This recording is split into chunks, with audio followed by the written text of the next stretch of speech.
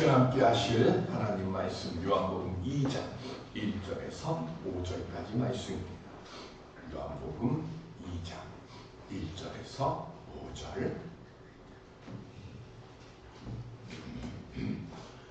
사흘째 되던 날 갈릴리 가나에 혼례가 있어 예수의 어머니도 거기 계시고 예수와 그 제자들도 혼례의 전함을 받았더니 포도주가 떨어진지라 예수의 어머니가 예수에게 이르되 저들에게 포도주가 없다 하니 예수께서 이르시되 여자여 나와 무슨 상관이 있나이까 내가 아직 이르지 아니하나이다. 그의 어머니가 아이들에게 이르되 너희에게 무슨 말씀을 하시든지 그대로 하라 하니라. 아멘. 어떤 분이 손 키우는 거 하고 자녀를 양육하는 거 하고 비슷하고 다른 걸 얘기를 했습니다. 저는 83년에 철원에서 군생활을 했는데요. 그때 처음으로 족사를 봤어요. 소 키우는 목장, 젖소들을 키우는 그 축사가 제 부대 근처에 있었는데, 그래도 뭐 군대 생활할 때는 잘 안 보이고요. 좀 떨어져 있으니까 아침마다 구보를 합니다. 그냥 아침 점호를 마치고 구보를 하다가 보면 스멀스멀 축사가 오는구나, 가깝구나 하는 걸 알게 됩니다. 그게 뭡니까? 냄새죠. 악취가 납니다. 그런데 그 축사를 하는 사람들은요, 그 악취가 나는데도 아랑곳하지 않고 어떻게 합니까? 소의 그 엄청난 배설물들을 치워요. 치우는 데만 그치는 게 아니라 청결을 유지하기 위해서 하루에 한 번은 반드시 뭐 합니까? 청소를 싹 합니다. 그리고 소들이 얼마나 많이 먹습니까? 그죠? 건초더미 그리고 목초 등 섬줄이 풍부한 그 사료들을 늘 풍성하게 준비를 해놓고요. 또 소들이 하루에 한 마리당 50리터에서 100리터 이상의 물을 먹습니다. 그러니까 물통도 엄청나게 큰 물통에 항상 깨끗하게 청결을 유지한 채로 물을 그 안에 가득 넣어요. 그리고 소를 키우게 되면 가족여행도 못 갑니다.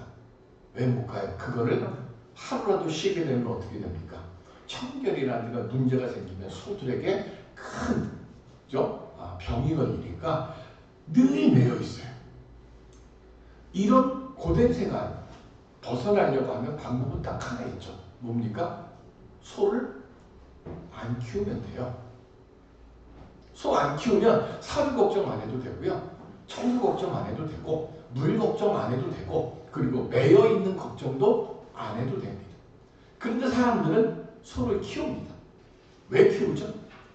소를 통해서 우유를 만들고 또 어떤 경우에는 밥도 가게 만들고 또 고기도 팔아가지고 그걸로 돈을 버니까 그래서 이렇게 수고하고 애쓰는 고생하는 것보다는 그 이득이 있으니까 소를 키웁니다. 자녀 양육은 어떻습니까? 소처럼 우리 이득 보고 자녀들 키우지는 않잖아요. 뭐로 키웁니까? 다른 것 하나 사랑하니까 키웁니다. 어버이 줄 진자리 마른 자리 갈아 누시며 그래요. 어렸을 때 그게 뭔 뜻인지도 모르고 진자리 마른 자리 갈아 누시며 하면서 어버이 노래 불렀습니다. 진자리가 뭡니까? 축축해지는 거잖아요. 아이들이 볼일 보고 나면 그거 하고 마른 자리는 또 뭐가 되는 걸까요? 늘 항상 이렇게 놓아서 깨끗한 청결함을 유지하게 되는 거. 그거 뭐 하는 거예요? 갈아 누였어요. 돌려서 이렇게 하는 거. 그렇게 수고하고 잠도 못 자고 소 키우는 것처럼 먹을 것 입을 것 다 챙겨주고 나중에 우리 이란이가 장가가고 나면 손주들 볼일 보고 나면 장로님 희훈이 그 볼일 보고 한 거 그거 하고 나면 하세요? 혹시 장로님? 안 하셨나? 그래도 저는 우리 이란이 볼일 보고 처리하는 것보다 아마 손주들 볼일 보고 처리하는 걸 어쩌면 더 좋을지도 모르겠어요. 손주 사랑이 자식 사랑보다 더하다고 얘기를 하니까. 맞습니까, 양놈? 네, 더 이쁘죠? 그러니까 제 친구 목사들 보면 다 손주들이 다 있으니까. 근데 손주들 늘 보면 거기 들어가면 온통 손주들 사진으로 도배가 되어 있어요. 자기 사진은 하나도 없고 온통 손주 사진. 사랑하니까. 이득 보려고 하는 거 아니잖아요. 그 마음으로 키우거든요. 부모님이 살아계신 교우들도 있으실 것이고요. 그리고 부모님들이 하나님 나라로 가신 분들도 있습니다. 살아계신 부모님께는 사랑과 공경의 마음을 가지며 지내고요. 자녀를 양육할 때는 이 사랑을 기억하면서 믿음 안에서 양육해 가시기 바랍니다. 우리 또 기억해야 될 것. 예배드리고 헌금 생활하고 그리고 기도하고 봉사하는 것. 이게 속 키우는 것만큼 어렵습니다. 근데 우리 합니다. 왜 합니까? 예배 생활 드리고 기도하고 헌금 생활하고 봉사할 때 그 안에서 얻는 이득이 우리 있어서 하는 거예요.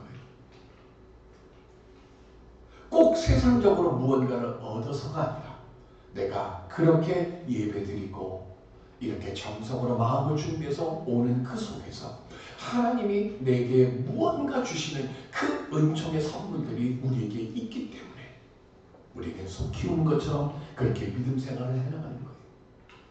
바라오는 것은 이 시간 우리가 예배드리고 기도하고 말씀 묵상하고 봉사하고 헌금 생활할 때에 하나님께서 잘했다, 사랑한다 내 아들아, 사랑한다 내 딸아 하며 내게 주시는 은총의 응답, 그 음성을 꼭 들을 수 있는 우리 모든 예배자들이 되시기를 바랍니다. 내가 그걸 듣고 내가 그 음성을 내가 깨달아야 내 자녀들에게 되어 믿음 생활을 온전히 하라고 우리가 그렇게 권할 수 있잖아요.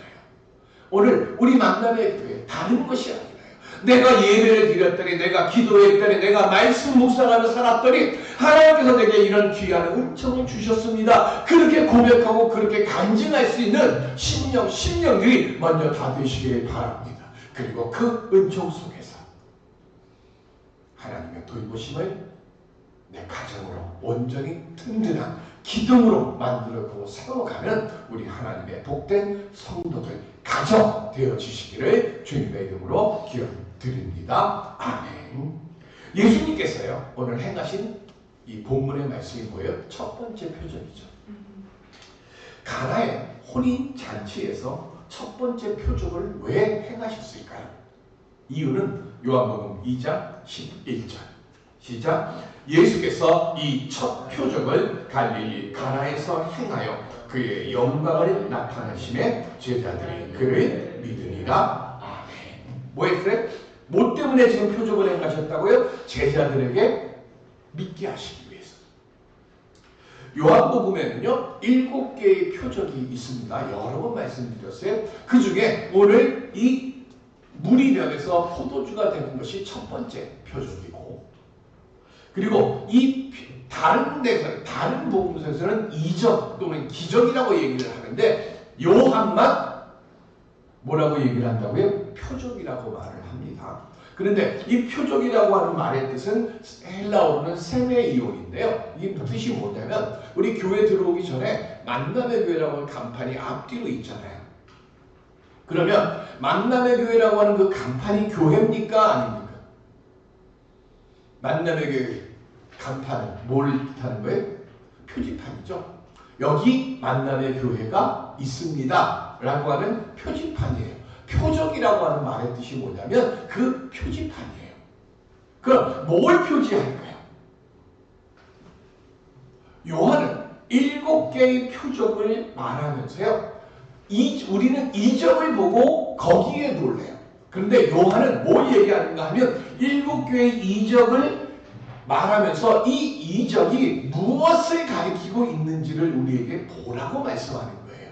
그러면 요한복음 1장에 무슨 얘기가 나오는가 하면요, 빌립이 나다나엘을 불러요. 그리고 나다나엘에게 내가 나사렛에서 선한 것을 봤다, 나사렛에서 선지자를 봤다 그랬더니 나다나엘이 뭐라고 얘기를 해요? 나사렛에 무슨 선한 것이 있겠느냐? 그랬더니 빌립이 뭐라 그래요? 우리 그래서 빌립의 전도라 그러잖아요. 와봐라. 그래서 데리고 옵니다. 그래서 나다나엘이 촥 오는 걸 보고 예수님께서 참 선한 사람이다 하고 얘기를 했더니 나다나엘이 그 말을 믿어요. 믿고 난 뒤에 예수님께서 이렇게 말씀하십니다. 우리 성경 펴놨으면 요한복음 1장 50절부터 보겠습니다. 여기는 51절만 있으니까 50절부터 시작. 예수께서 대답하여 이르시되 내가 너를 무화과나무 아래에서 보았다 하므로 믿느냐? 이보다 더 큰 일을 보리라 그랬어요. 더 큰 일이 뭘까요? 그게 51절이에요. 시작. 또 이르시되 진실로 진실로 너희에게 이르노니 하늘이 열리고 하나님의 사자들이 인자 위에 오르락 내리락 하는 것을 보리라 하시니라. 아멘. 뭘 본다고요? 뭘 본다고 그랬어요? 더 큰 일이 뭐예요? 하늘이 열리는 것. 표적은 요한이 말하는 7개의 표적은 다 뭘 얘기하는가? 하늘이 열리는 것을 지금 얘기해요. 그거를 보는 것. 그걸 보라고 지금 얘기를 하는 거예요. 무슨 얘기입니까? 하늘이 열리는 것. 왜 하늘이 열려요? 그리고 인자가 뭐 한다고 그랬어요? 오르락 내리락 한다고 그랬어요. 자, 예수님께서 우리를 구원하시기 위해서 어떻게 하셨어요? 하늘에서 내리락 하셨어요. 어떻게? 육신을 입고 내리락 하셨어요. 그리고 예수를 그리스도로 믿고 고백하고 하나님의 자녀가 된 사람들을 그 다음 어떻게 해요? 하늘로 데리고 올라가려고. 그러니까 오르락내리락한 하늘이 열리는 이유는 뭐예요? 우리를 구원하시기 위해서 예수님이 이 세상으로 내려오시고 또 예수를 믿는 이들을 데리고 다시 어디 하늘로 올라가시려고. 하늘이 열리는 이유는 딱 그거 하나예요. 우리를 구원하기 위해서 예수님이 오시고 그리고 구원받은 자를 데리고 다시 하늘로 올라가시는 거예요. 그것 때문에 예수님이 오셨고 요한은 그걸 지금 뭐 하라고요? 우리로 하여금 알게 하려고 하는 거예요. 그러면 우리가 하늘로 올라가려고 하면 어떻게 해야 될까요? 요한복음 3장 3절 시작. 예수께서 대답하여 이르시되 진실로 진실로 내게 이르노니 사람이 거듭나지 아니하면 하나님의 나라를 볼 수 없느니라. 아멘. 니고데모가 밤에 찾아옵니다. 그리고 그 니고데모하고 예수님이 대화를 나누세요. 그런데 예수님이 3절에 뭐라고 말씀했는가 하면 거듭나야 된다 그랬어요. 거듭나다. 이 말의 헬라의 원뜻이 뭐냐면요. 위에서부터 나야 한다는 뜻이에요. 그러면 우리가 위에서부터 나려고 하면 어떻게 해야 돼요? 우리가 위에서부터 나려고 하면 성령께서 우리에게 뭐 하셔야 돼요? 임재하셔야 돼요. 우리 여기는 없는데 5절, 3장 5절 시작. 예수께서 대답하시되 진실로 진실로 내게 이르노니 사람이 물과 성령으로 나지 아니하면 하나님의 나라에 들어갈 수 없느니라. 아멘. 물과 성령이라고 했어요. 자, 물은 뭘 뜻할까요?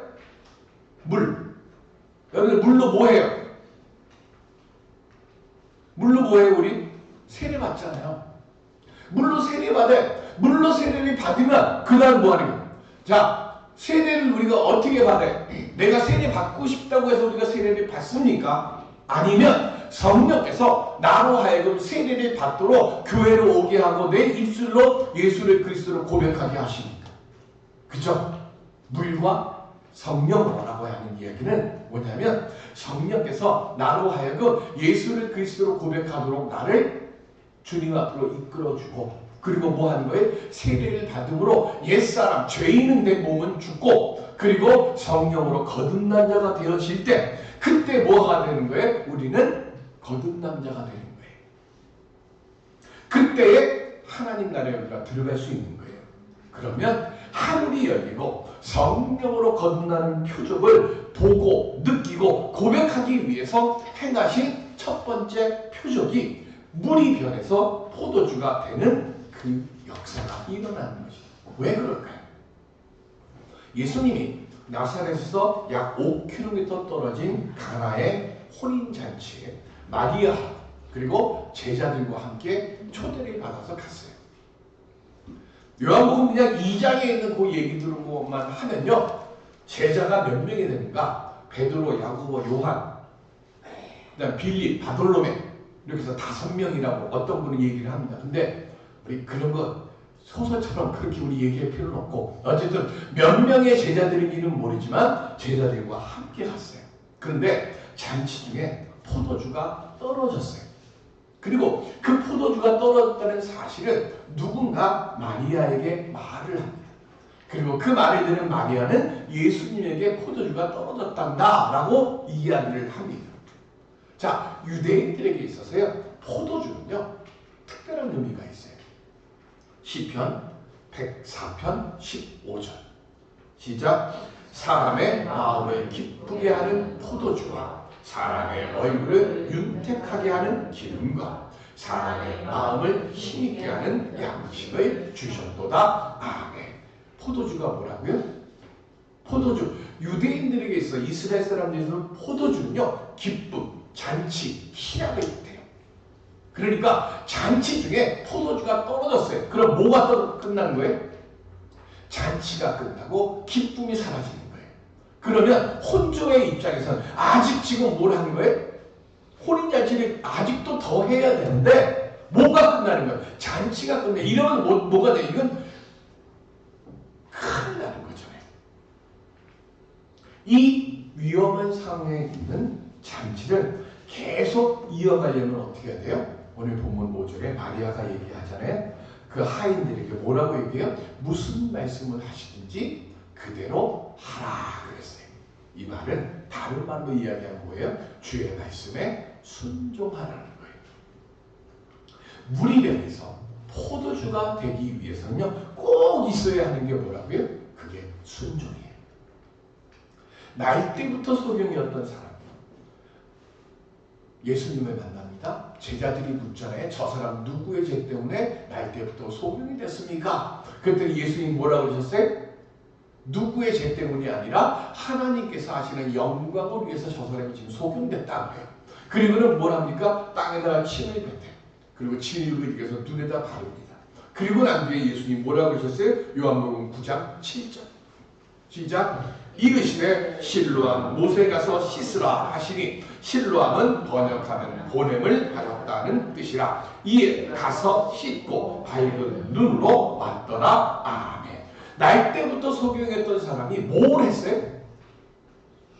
뭐 했어요? 예수님께서 실로암으로 가라고 하는 명령에 순종한 거예요.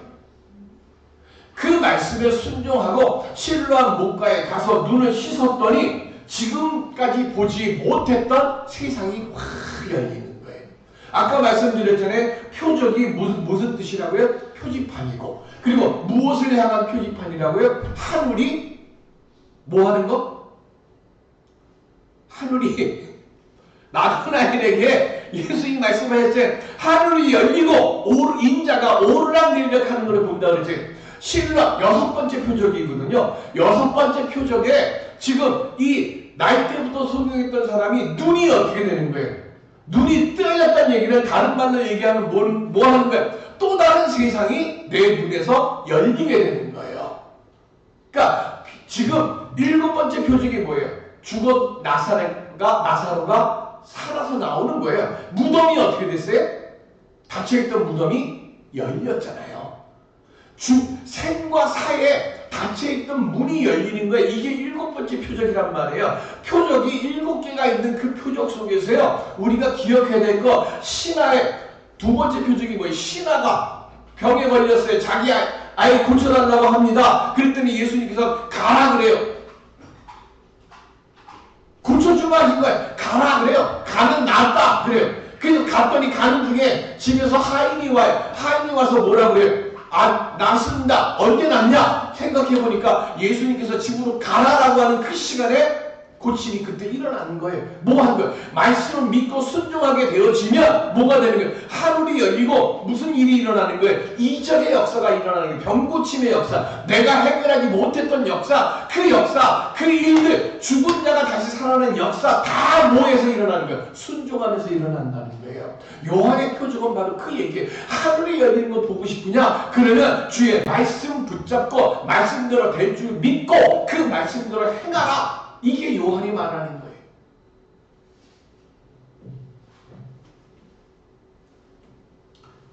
종이 해야 될 최고의 일이 뭐죠? 주인의 말씀을 판단하면 안 되잖아요.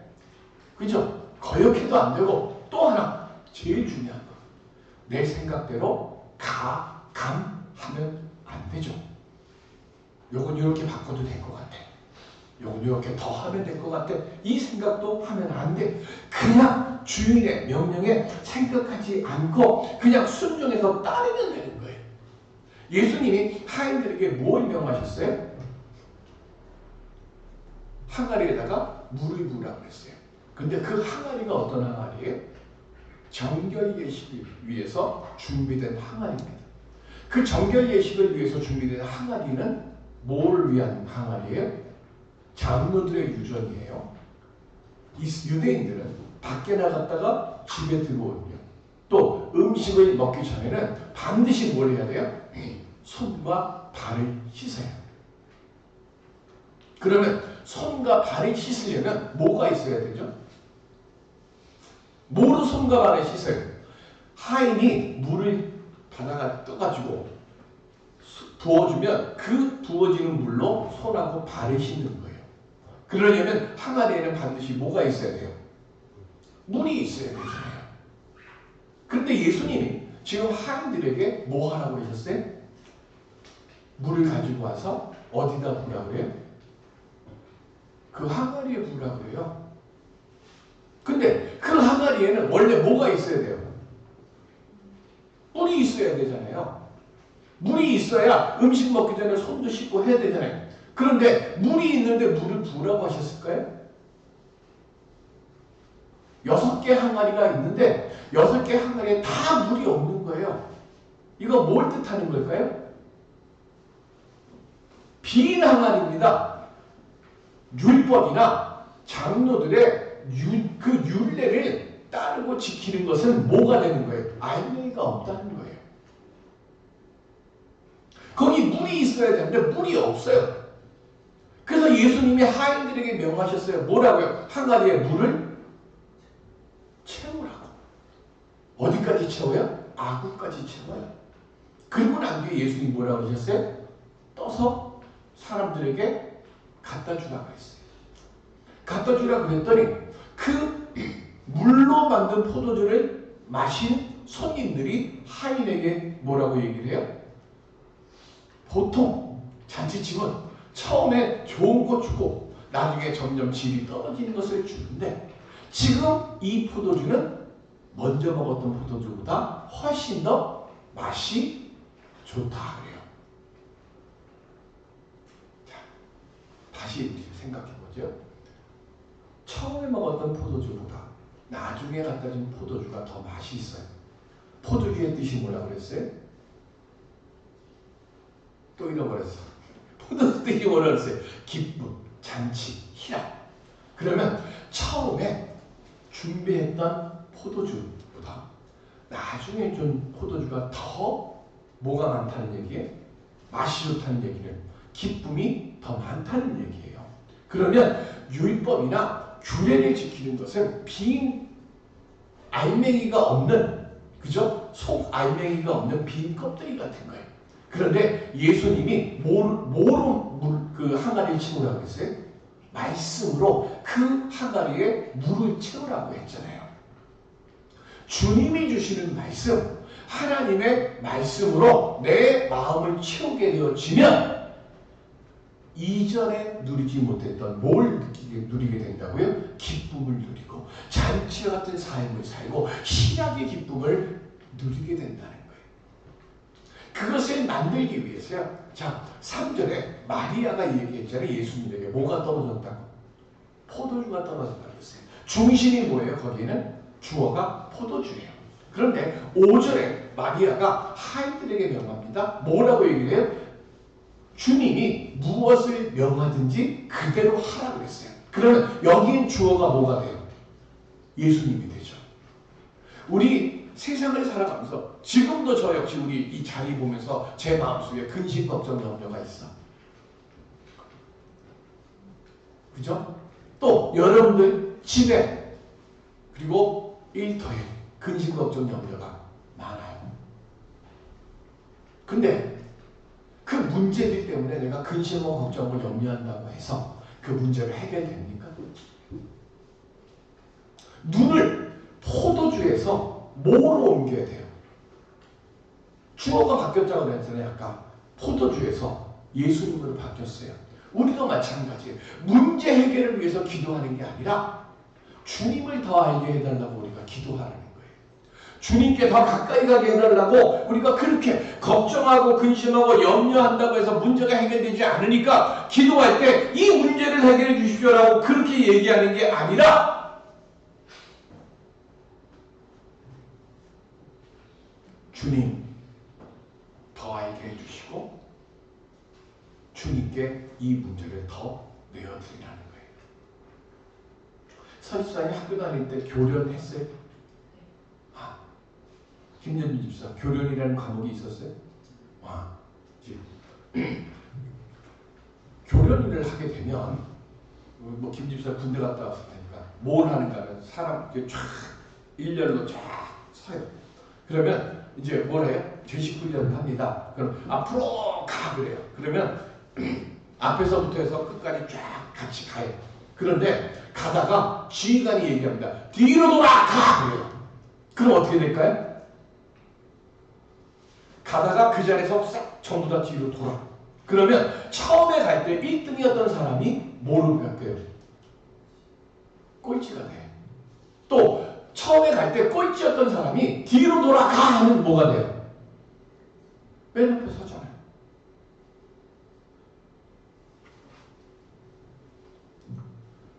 하나님의 말씀 한마디면 꼴등이 1등으로 변하는 거예요. 예수 그리스도는 십자가에 죽으시고 3일 만에 부활하셨습니다. 우리는 그 인생 역전의 삶을 살라고 지금 우리는 이곳에 이 자리에 불림받은 줄로 믿습니다.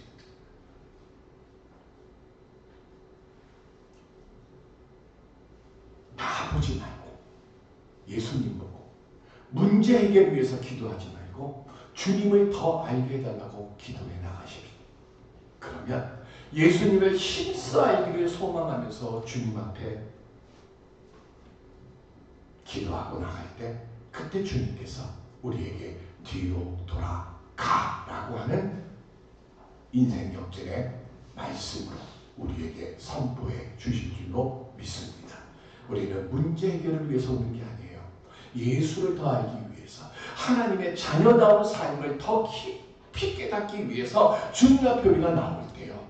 자녀들의 문제는 해결될 것이고 육신의 문제도 해결될 줄로 믿습니다. 우리 문제에 매이지 마시고요. 주님을 바라보고 주의 말씀 붙잡고 그리고 그 말씀 앞에 순종하면서요.